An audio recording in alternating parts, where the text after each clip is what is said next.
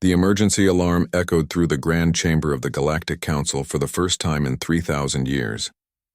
Ambassador Thelvar of the Vural Confederation watched as representatives from 200 species materialized in their seats. Some came through portals. Others appeared as holograms projected across light years of space. All of them wore expressions of confusion and fear. "We have lost contact with Sector 7, the council speaker announced. Her forearms gestured at the massive display behind her. A perfect sphere of darkness now covered what had once been a busy region of space. All communications have ceased. All automated beacons are silent. All ships that were traveling through the area have vanished." Thelvar felt his secondary heart skip a beat. Sector 7 contained 42 inhabited systems, billions of lives. And at the center of that sphere was a small yellow star with a planet the younger races called Earth. The humans had only joined the galactic community 200 years ago. They were still considered newcomers, barely past their first steps into space. Their technology was average. Their military was unremarkable. They had made friends with some species and trading partners with others. Nothing about them had seemed special or dangerous until now. "How large is the affected area?" asked Commander Zexthar of the Cathari Dominion. The warrior species rarely showed concern, but even his scales had paled to a lighter shade of blue. 50 light-years in diameter, the speaker replied. "The sphere is perfect. Too perfect to be natural." A wave of worried voices filled the chamber. Thelvar accessed his personal datapad and pulled up everything his people knew about humanity. There was not much. The humans were creative and adaptable. They had a strange sense of humor. They formed emotional bonds with nearly every species they met.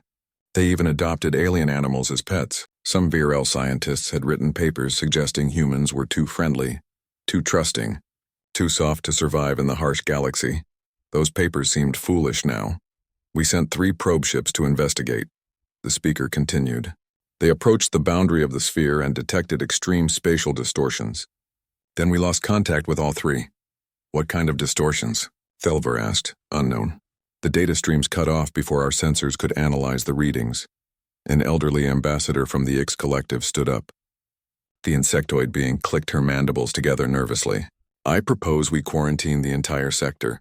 Nothing goes in or out until we understand what happened." "Agreed," several voices called out, but Thelvar was not satisfied. "What about the human colonies outside the sphere? Have we contacted them?" The speaker's expression darkened. "Yes, they are in a state of panic. They cannot reach their homeworld. Their own probe ships have disappeared. They are demanding answers we cannot provide." Thelvar thought about the human colonies he had visited: New Terra, Liberty Station, Hope's Landing. Each one filled with families who had left Earth to explore the stars. Now they were cut off from their origin world with no explanation. "We need more information," Thelvar said. "I volunteer to lead a scientific mission to study the boundary. Perhaps if we approach more carefully." "No," the speaker interrupted. "The Council has decided this is too dangerous for immediate investigation. We will observe from a distance and gather data. Perhaps the phenomenon will pass on its own." Thelvar wanted to argue, but the Council had spoken. He returned to his seat and watched as the chamber descended into debates about protocols and procedures. Nobody mentioned the obvious question that everyone was thinking. What if the humans did this on purpose? The meeting lasted for hours. When it finally ended, Thelvar returned to his quarters aboard the Council station. He could not sleep. His mind kept turning over the problem like a puzzle with missing pieces. He accessed the restricted archives, using his security clearance to search for anything unusual about Earth or humanity. Most of the files were boring. Trade agreements, cultural exchanges, tourist information. Then he found something strange. It was a report from a xenoarchaeologist named Dr. Milnath. She studied dead civilizations, the species that had risen and fallen before the current galactic community existed. Her report was flagged as low priority and had been filed. Away without any follow-up, Thelvar opened it and began to read. Dr. Milnath had been excavating ruins on a sap planet in the outer rim when she discovered a vault. Inside were data crystals containing warnings from a civilization that had died out 50,000 years ago. The warnings were written in an ancient language that took her years to translate. The translation was incomplete, but certain phrases jumped out at Thelvar. "Beware the world of water and stone, the children who laugh at darkness." When the young world smiles, older things remember why they fear. And one line that made Thelvar's blood run cold. We went to their planet. We did not return. We do not know what occurred. We only know they smiled. Thelvar checked the coordinates mentioned in the data crystals. His hands shook as the results appeared on his screen. The coordinates pointed to Earth. He immediately tried to contact Dr. Milnath, but her communication line was unavailable. He checked her last known location. She had been on a research vessel traveling through Sector 7 when the silence began. Thelvar spent the next 3 days digging through archives. He found more references, scattered across thousands of years and dozens of dead civilizations. Most were fragmentary. All were disturbing. An ancient species called the Krell had sent an expedition to Earth 20,000 years ago, back when humans were still primitive. The expedition never returned. The Krell record simply noted that the mission was lost to the smiling world. Another extinct race, the Voth, had left behind a warning beacon near Earth's solar system. The message was simple: do not wake the sleepers. Do not teach the dreamers. Leave the third planet alone. How had the Council missed this? How had nobody noticed the pattern? Thelvar realized the answer was simple. The warnings were too old, written by species nobody remembered. They had been filed away and forgotten, and humanity had seemed so normal, so harmless when they finally developed space travel. Nobody thought to look back at ancient history. He compiled his findings into a report and sent it to the Council. Then he waited. The response came faster than he expected. The Council speaker contacted him directly through a secure channel. "Your report has been reviewed," she said. Her voice was tight with tension. "We are convening a classified session. Tell no one what you discovered. But the other ambassadors should know. They will know what they need to know. Right now, we must avoid panic. The human colonies outside the sphere are already causing problems. If word spreads that Earth might be something ancient and dangerous, it could destabilize the entire galactic community." Thelvar understood. Fear could be more destructive than any weapon. "What are we going to do?"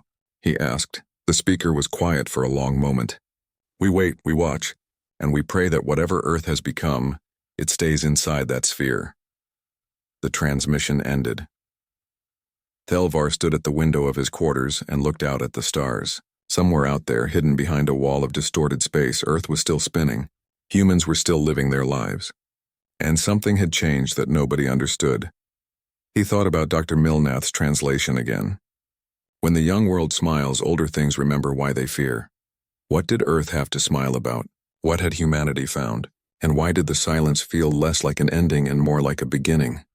6 months had passed since the silence began. The sphere around Earth had not changed.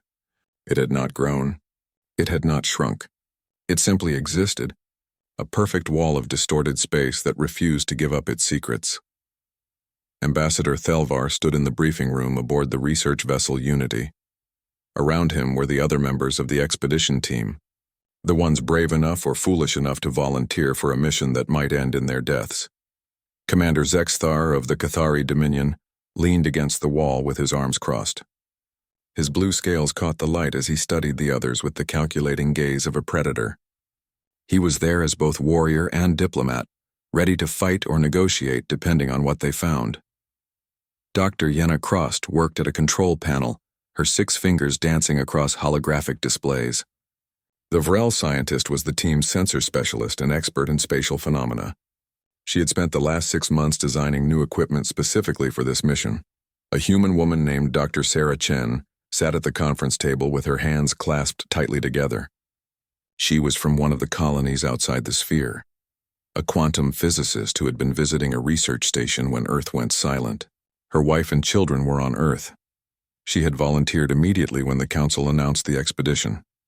The last member of the team was Unit 7, a synthetic intelligence from the collective. Its body was humanoid in shape but clearly artificial, made of smooth white metal and glowing circuits.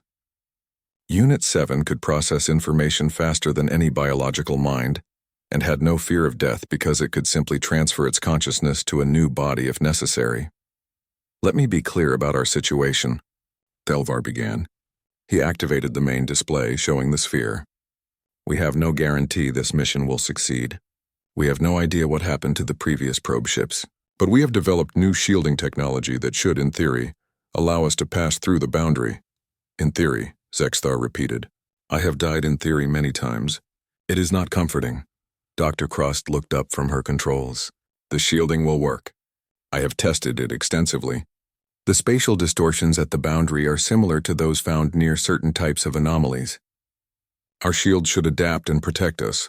Should, Sarah said quietly. That word keeps appearing. Thelvar understood her fear. For her, this was personal in a way it could never be for the rest of them.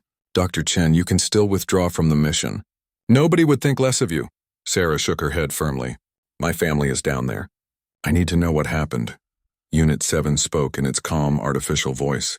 I have calculated our probability of survival at 43%. This is actually higher than I expected. Wonderful, Zexthar muttered. The machine is optimistic. Now I know we are doomed. Despite the tension, Sarah almost smiled. That was one thing Thelvar had learned about humans. Even in darkness, they found humor. The Unity began its approach to the sphere 3 hours later. Thelvar watched the boundary grow closer on the view screen. It did not look like much, just a slight shimmer in space like heat waves rising from hot ground. Activating shields, Dr. Crost announced. All systems stable. Approaching boundary in 30 seconds. Everyone held their breath. The ship touched the boundary and reality twisted. For a moment, Thelvar could see everything at once. Past, present, and future collapsed into a single point. He saw the birth of stars and the death of galaxies. He saw himself as a child and as an old being on his deathbed. He saw Earth spinning in space, covered in cities of light. Then it passed, and they were through. Status report, Thelvar gasped, trying to clear his head. We are alive, Unit 7 reported. All systems functional. Shields held. We are now inside the sphere. Dr. Crost was already scanning their surroundings. Interesting. Very interesting. Long-range sensors are working better than expected. I am detecting multiple signals. From Earth? Sarah asked hopefully. No, from abandoned stations and ships. Some of these readings are old. Very old. Zexthar pulled up the tactical display. His expression was grim. She is right. I count 47 derelict vessels within scanning range. Some are from known species. Others I do not recognize. Thelvar felt a chill run down his spine. How old are the unknown vessels? Unit 7 processed the data. Based on material decay and radiation signatures, some of these ships are over 20,000 years old. The implication hung in the air like a weight. Other species had tried to investigate Earth before. They had entered the sphere or something like it, and they had never left. Continue toward Earth, Thelvar ordered, but proceed slowly. Scan everything. The journey that should have taken hours stretched into days. The Unity had to use subliminal drives because FTL travel refused to work inside the sphere. Whatever had been done to this region of space, it had fundamentally changed the rules. They passed an abandoned Krell listening post that had been built into an asteroid. Dr. Crost sent a probe to investigate. The post was intact but empty, as if the crew had simply walked away from their duties and vanished. They found a destroyed warship from a species Thelvar did not recognize. The hull had been torn apart by weapons fire, but there were no other ships nearby. No debris from an enemy. The unknown vessel had died fighting something, but that something had left no trace. Sarah spent hours studying the derelict ships, looking for clues. These vessels are from different time periods, she said during one of their briefings. Some are ancient. Others are only centuries old. But they all have one thing in common. What? Thelvar asked. They were all trying to reach Earth. On the 7th day inside the sphere, Dr. Crost detected something new. I am picking up a signal. It is faint but consistent, a repeating pattern. What kind of pattern? Zexthar demanded. Dr. Crost enhanced the signal and played it through the ship's speakers. Everyone listened in silence. It sounded like music. No, not quite music. It was simpler than that. It sounded like someone humming a tune, the kind of melody a parent might hum to a child to help them sleep. Where is it coming from? Thelvar asked. Earth, Unit 7 confirmed. The signal originates from multiple points across the planet's surface. Billions of individual sources all humming the same pattern. Sarah's face had gone pale. That is not possible. You were saying billions of humans are humming in unison? The data does not lie. Thelvar made a decision. We continue to Earth, but everyone stays alert. Something is very wrong here. As they drew closer to humanity's homeworld, Thelvar noticed something else. The sphere was not keeping signals out. All their communications equipment worked fine. Their sensors functioned normally. The boundary allowed information to flow inward without any resistance. It was only outward communication that failed. The sphere was not a wall to keep others out. It was a barrier to keep something in. What if, Sarah said slowly, Earth does not want to be found? What if they chose this? Thelvar had considered that possibility many times over the past months, but it raised more questions than it answered. If humanity chose isolation, why not simply tell the galaxy? He asked. And why the mystery? Why the silence? Sarah had no answer. On the 10th day inside the sphere, they finally got close enough to see Earth with their own eyes. The planet appeared on the view screen, blue and green and beautiful, but something was wrong. The moon has moved, Dr. Crost said, checking her readings against historical data. It is in a different orbit, closer to Earth than it should be. Unit 7 added more information. Mars is showing signs of recent terraforming. Atmospheric density has increased. Surface temperature is rising toward habitable ranges. This should not be possible with current human technology. Sexthar pointed at another display. Jupiter. What is that structure near the gas giant? They all looked. Orbiting Jupiter was a massive station, easily the size of a small continent. It had not been there 6 months ago. Human engineering could not have built something that large in such a short time. We need to contact them, Sarah said urgently. We need to know what happened. Dr. Cross tried hailing Earth on all frequencies. She sent messages in every human language and several galactic common tongues. For a long time, there was only silence. Then a response came through. The voice was calm, pleasant, and entirely too normal given the circumstances. Welcome to Earth. We are pleased to receive visitors. Please maintain a safe orbital distance. Enjoy your stay. It sounded like a recording from a tourist information service. This is Ambassador Thelvar of the Galactic Council, Thelvar transmitted. We are here to investigate the communication blackout. Please respond. Another pause. Then the same pleasant voice spoke again. Earth welcomes all observers. Please maintain orbital distance. If you have specific questions, please submit them through the proper channels. Have a wonderful day, Zexthar growled. They are playing with us. Sarah was already working at a console, trying different communication protocols. Suddenly, her personal terminal chimed with an incoming message, a private message directed specifically to her. She opened it with shaking hands. The message was short and included a video file. Sarah played it and a familiar face appeared on screen. Hello, sweetheart, her grandmother said, smiling warmly. I heard you were coming to visit. Why don't you come down for tea? I have so much to tell you. The argument lasted for 2 hours. Everyone on the Unity had an opinion about whether Sarah should accept the invitation, and none of those opinions agreed with each other. It is obviously a trap, Zexthar said, pacing back and forth like a caged predator.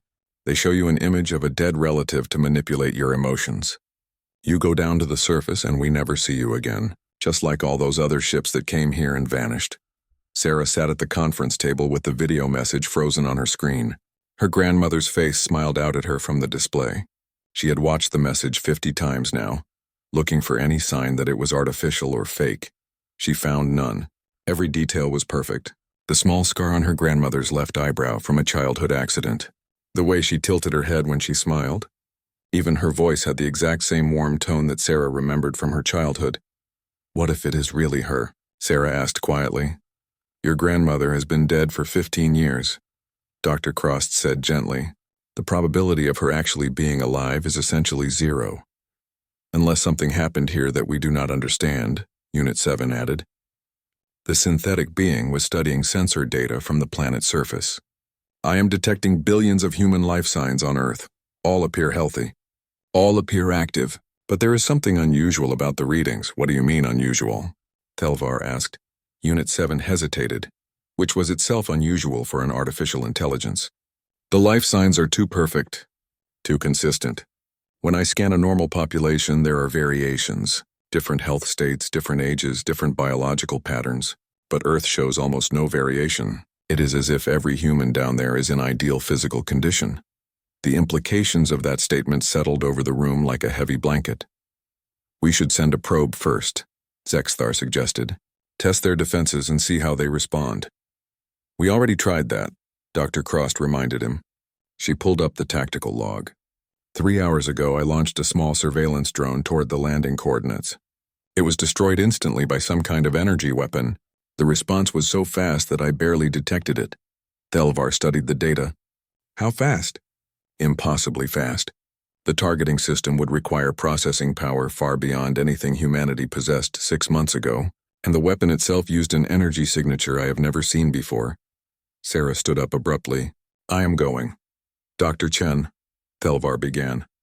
No, listen to me. We came here for answers, and they are offering us answers. Yes, it might be dangerous. Yes, it might be a trap. But if we turn back now, we will never know what happened, and I will never know if my family is safe. She looked at each of them in turn. Besides, they have already shown that they can destroy anything that comes near the planet without permission. If they wanted us dead, we would be dead. The fact that they invited me specifically means they want to communicate. Unit 7 spoke up. Dr. Chen's logic is sound. They have the capability to eliminate us at any time, but have chosen not to do so. The invitation may be genuine. Sexthar was not convinced. Or they want a hostage. Someone they can use against us. Use against us how? Sarah challenged. What leverage would that give them? They control this entire region of space. They have made that very clear. Thelvar weighed his options. As the leader of this expedition, the decision was ultimately his. If he ordered Sarah to stay aboard the Unity, she would comply. But he could see the determination in her eyes, and he had to admit she was right. They needed answers, and this might be their only chance. You can go, he said finally, but you will take a full environmental suit and maintain an open communication link at all times. If anything goes wrong, we extract you immediately. Sarah nodded. Agreed. 1 hour later, she stood in the shuttle bay, sealed inside an advanced environmental suit.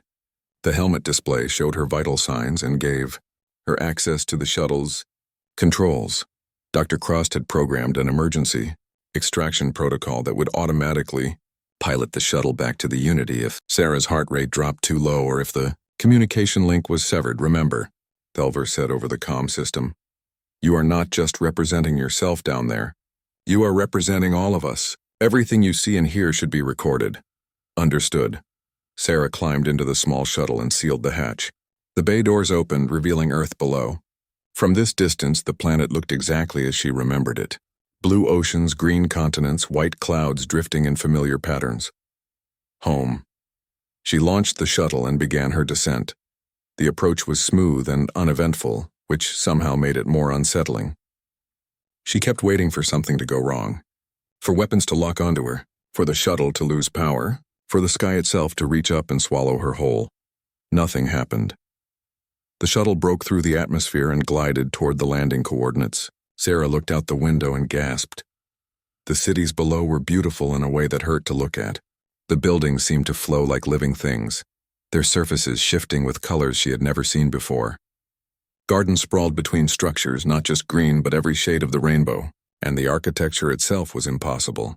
Bridges that hung in the air without support, towers that twisted in ways that defied physics, spheres of water floating above plazas, with people walking through them without getting wet. This was not the Earth she had left 6 months ago. The shuttle landed in a plaza paved with something that looked like pearl. As Sarah stepped out, she noticed the air was perfect. Not just breathable, but perfect. The temperature was exactly right. The breeze was gentle and smelled of flowers she could not name. People walked through the plaza talking and laughing. Children played in those impossible floating water spheres. An elderly man sat on a bench reading a book that seemed to be made of light. Everyone looked healthy, happy, at peace. A familiar figure approached from across the plaza. Sarah's breath caught in her throat. Her grandmother looked exactly as she had in the video message. She wore a simple blue dress and walked with the easy stride of someone much younger than her years. When she got close enough, Sarah could see her eyes. They were the same warm brown eyes she remembered, filled with intelligence and kindness. Sarah, her grandmother said, opening her arms. It is so good to see you. Sarah wanted to run. She wanted to demand answers. She wanted to call this person a fake and an imposter. Instead, she stepped forward and let herself be hugged. Her grandmother felt real. She smelled like vanilla and cinnamon, just as Sarah remembered. And when she spoke, her voice had that same gentle authority that had comforted Sarah through countless childhood fears. I know you have questions, her grandmother said, releasing her from the embrace. Walk with me. I will try to explain. They walked through the plaza toward what looked like a park. Trees that Sarah did not recognize provided shade. The grass beneath their feet was soft and springy. Somewhere nearby, water burbled over rocks. You died, Sarah said bluntly. 15 years ago. I was at your funeral. I did die, her grandmother agreed calmly. You are not wrong about that. But death is not quite what we thought it was. That does not make any sense, her grandmother smiled. Very little of this will make sense, dear. But I will try. 6 months ago, something happened here on Earth. We made contact. With who? Aliens? The Council already knows about aliens. No, not aliens. Something older than aliens. Something that existed before the universe had shape. Sarah felt her scientific mind rebelling against such a concept. That is impossible. The universe has always had shape. That is what space-time is it? Her grandmother asked gently. Or is that simply what we tell ourselves because the alternative is too frightening to consider? They reached a bench overlooking a pond. Her grandmother sat down and patted the space beside her. Sarah sat, feeling like a child again, listening to stories before bedtime. What we contacted, her grandmother continued, does not have a name. It exists in the spaces between thoughts, in the darkness behind closed eyes, in the moment between heartbeats. It is old, Sarah. So old that stars are like mayflies to it. And it just decided to visit Earth. Why? Because we invited it. Not intentionally, but humanity has always been curious. We have always looked into the darkness and wondered what looked back. For millions of years, that curiosity was just noise. But when we developed quantum computers and began poking at the fabric of reality itself, we created a signal, a call, and something answered. Sarah's mind was racing. The quantum research projects. The ones experimenting with alternate dimensions and probability fields. Yes, we opened a door without realizing it.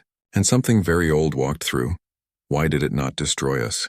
If it is so ancient and powerful, why would it care about humanity? Her grandmother's expression softened. Because it was curious about us too.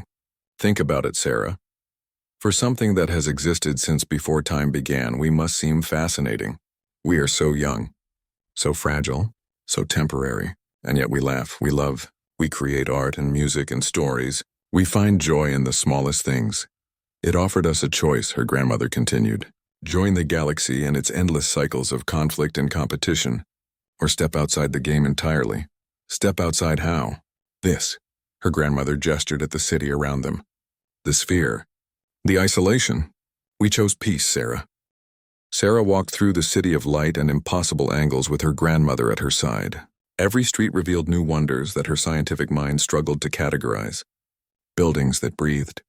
Gardens that sang, water that flowed upward instead of down, and everywhere humans living their lives in apparent peace and contentment.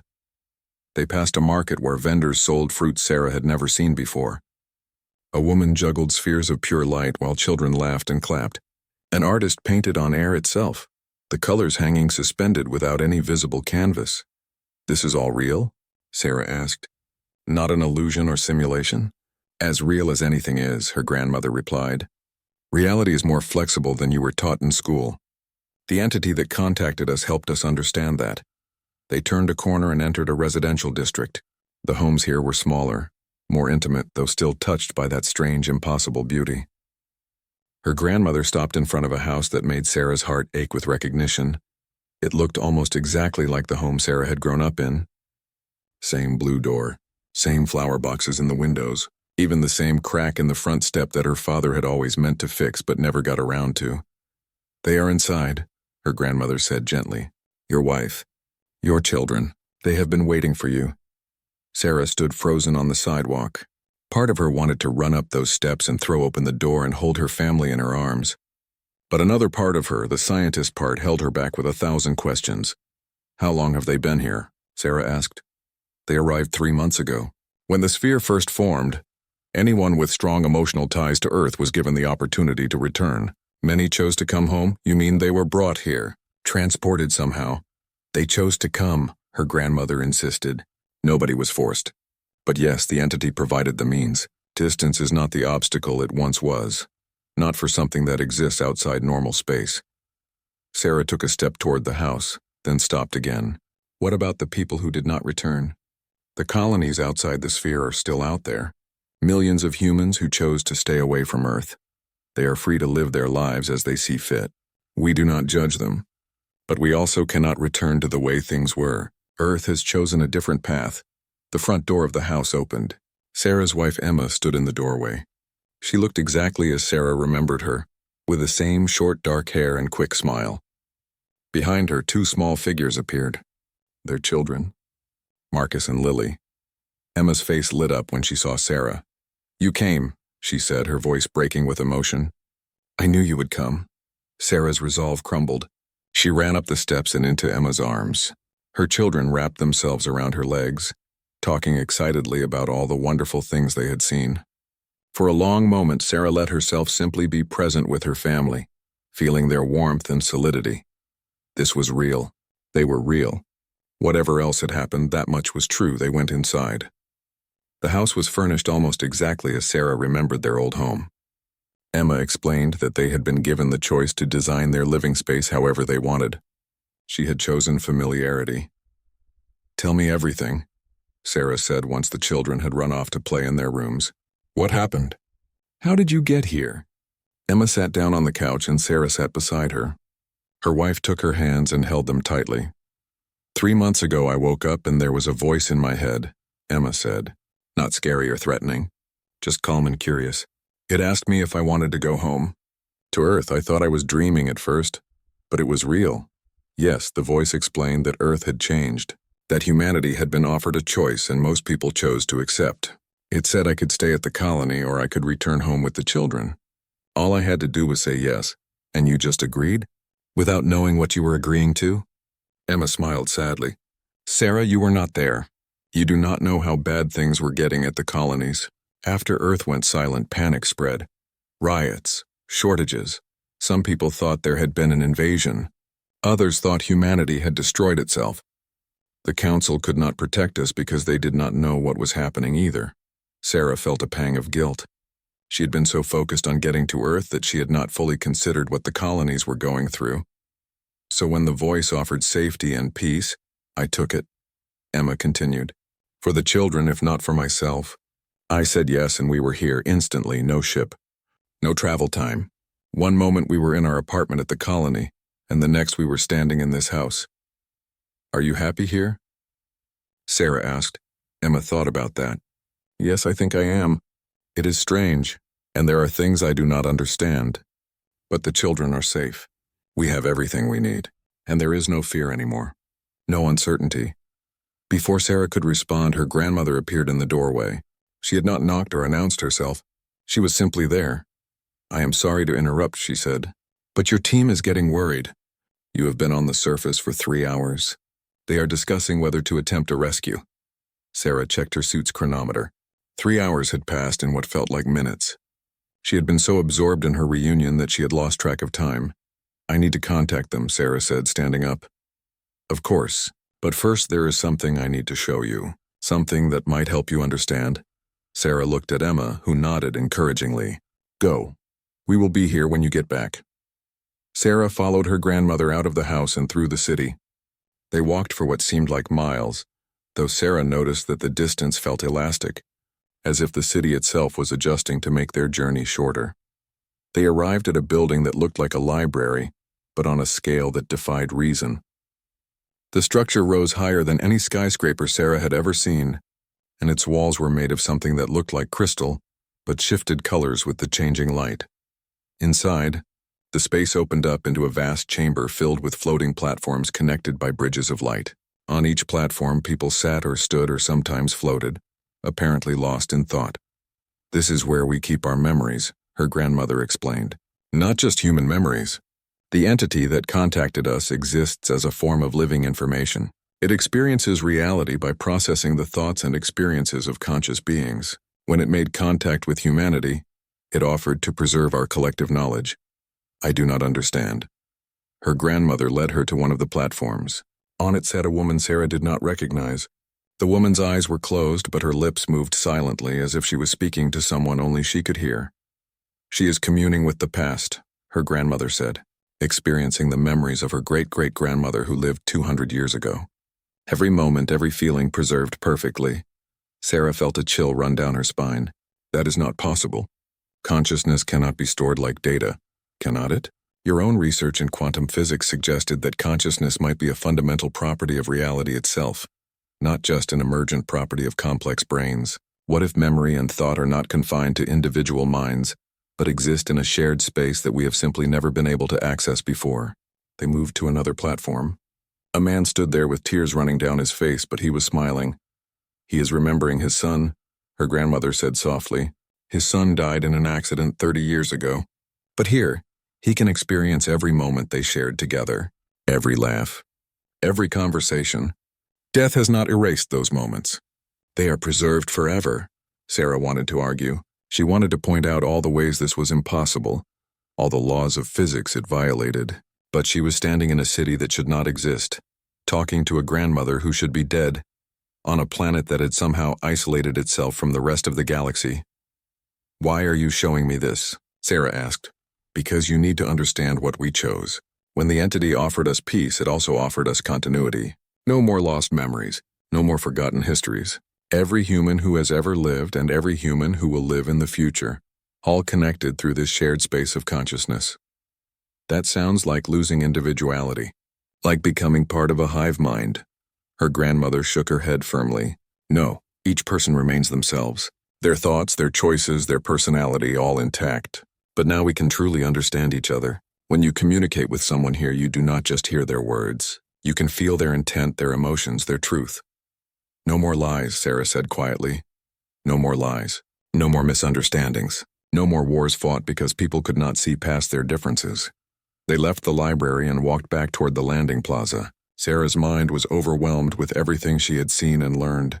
She tried to organize her thoughts into something coherent that she could report back to the team. When they reached the shuttle, her grandmother stopped and turned to face her. "You have a choice now, Sarah. The same choice that was offered to all of humanity. You can return to the Unity and then to the colonies and continue living in the universe as it was. Or you can stay here with your family in the world as it has become. What if I am not ready to choose? Then take your time. Go back to your team. Think about what you have seen. The invitation will remain open. Whenever you are ready to come home, Earth will be waiting." The Unity's briefing room felt smaller than it had before. Ambassador Thelvar stood at the window, watching Earth rotate slowly below them.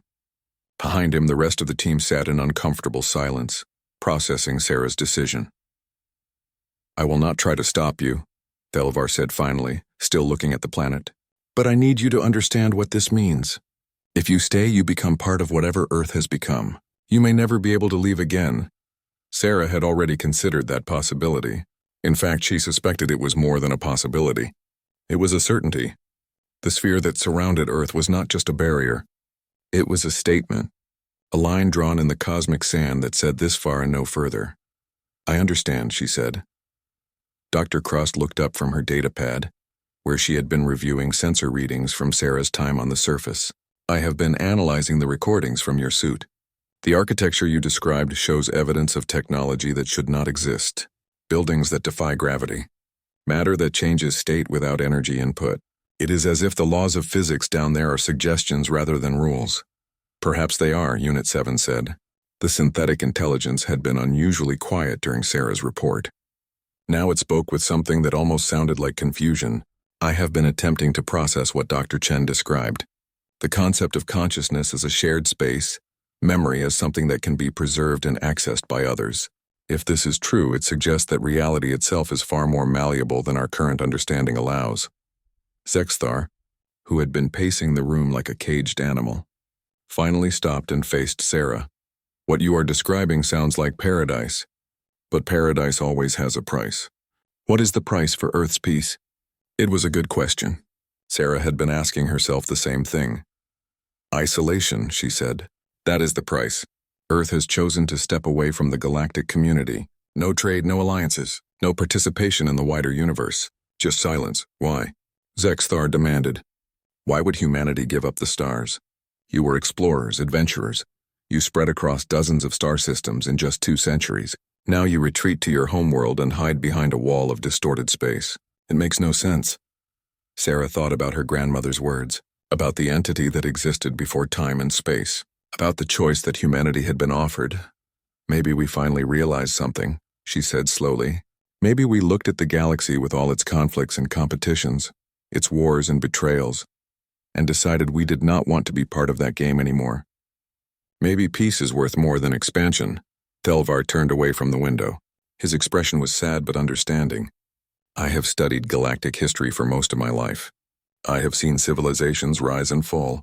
I have watched species tear themselves apart fighting over resources and territory and ideology, and I have often wondered if there was another way. Perhaps Earth has found it, or perhaps Earth has simply chosen extinction, Zexthar countered. Isolation leads to stagnation. Without challenge, without growth, a species dies. Maybe not today or tomorrow, but eventually. Maybe, Sarah agreed. But maybe that is a risk humanity is willing to take. She stood up and looked at each of them in turn. These people had become her friends over the months of preparation and travel. They had risked their lives to help her find her home. I am sorry, she said.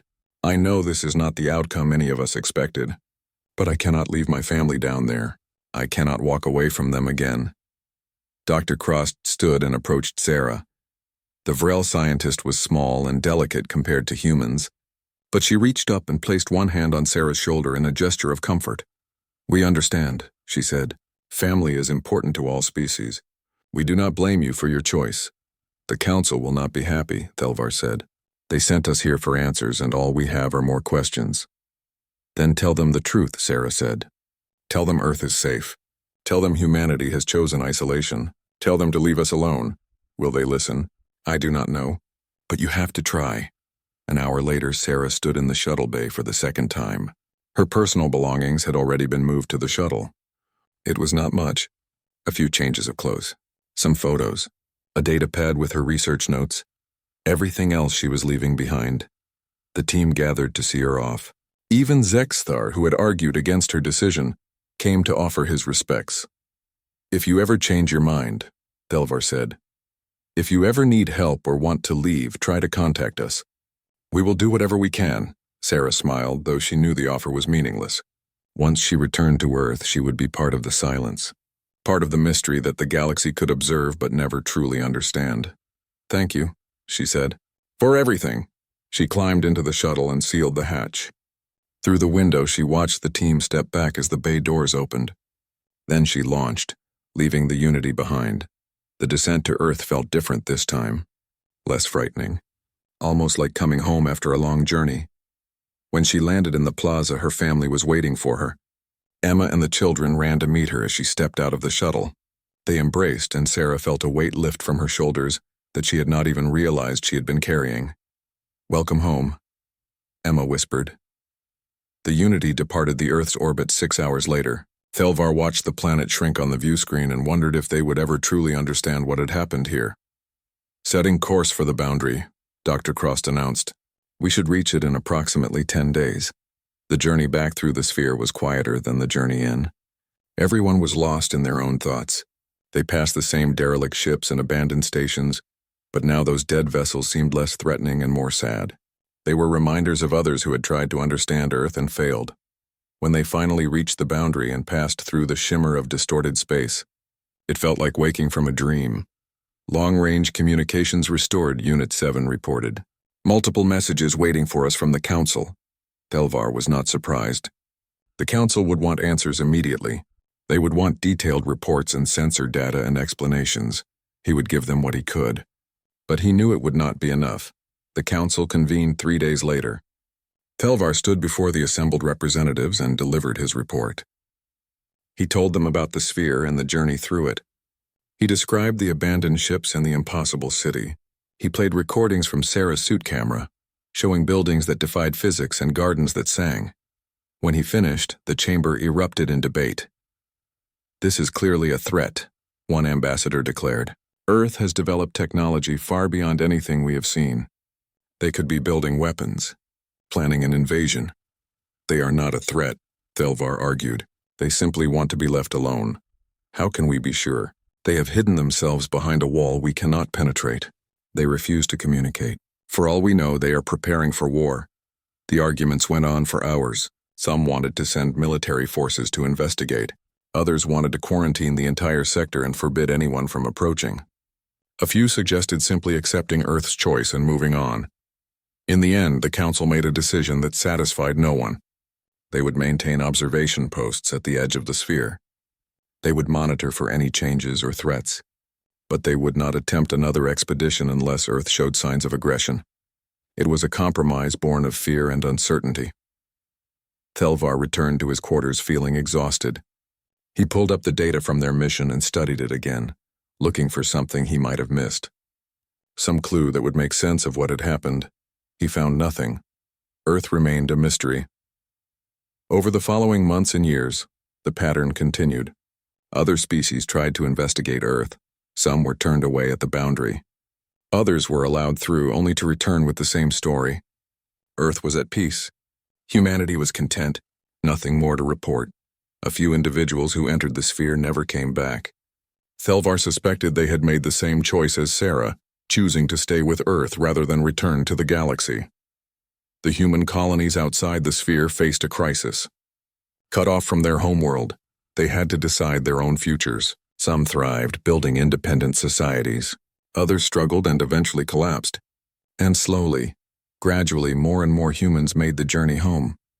The sphere began to grow. It was almost imperceptible at first. Just a few meters per month, but the expansion was steady and relentless. 1 light year every decade, the boundary pushed outward. Some species panicked. Others simply moved their settlements and stations away from the expanding edge. But none dared to try to stop it. Thelvar, now old and near the end of his life, sat in his study looking at star charts. He had spent decades studying Earth and humanity. He had read every report, analyzed every piece of data, interviewed every individual who had entered the sphere and returned, and he still did not understand. But maybe, he thought, that was the point. He opened his personal files and found a message he had recorded years ago but never sent. It was addressed to Dr. Sarah Chen, though he had no way to deliver it. In the message, he talked about his findings. He shared his theories and his doubts, and at the end, he asked the question that had haunted him since the day the Unity left Earth's orbit.